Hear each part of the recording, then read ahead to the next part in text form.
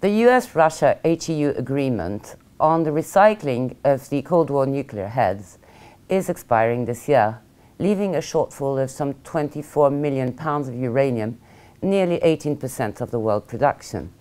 Amir Adnani, founder and CEO of Uranium Energy Corp, joins us to discuss the post-Fukushima nuclear industry.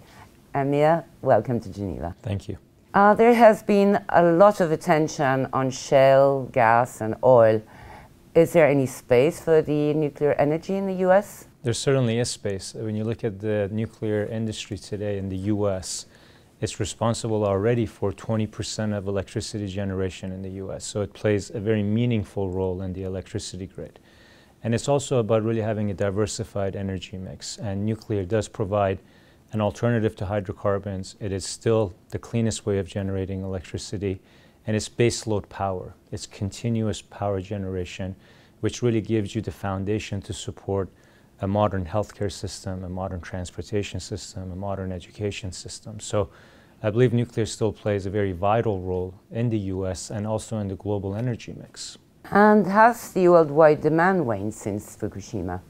You know, we have the same number of reactors under construction in the world today as we did pre-Fukushima. In fact, just recently a few new licenses have been issued for new reactors in China. And so with 65 reactors under construction, and reactors in Japan expected to come back online with the election and the victory of the new prime minister, who's looking to set the nuclear agenda and bring these reactors back online that are safe but can really help meet Japan's energy needs.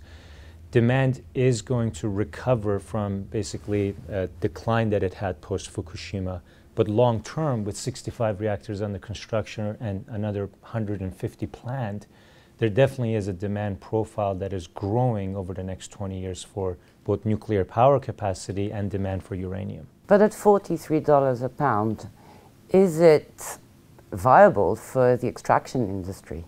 It definitely hasn't been, and we've seen a number of projects get canceled last year. Particularly, you saw the postponement of BHP's Olympic Dam project, and you've seen companies in the uranium space that are developing mega projects, big hard rock mining operations, cancel projects or walk away from them.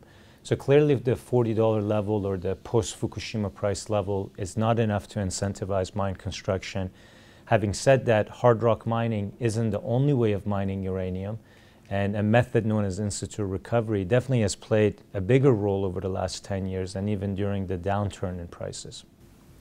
I believe that is precisely the technology that you use in your Texas mine.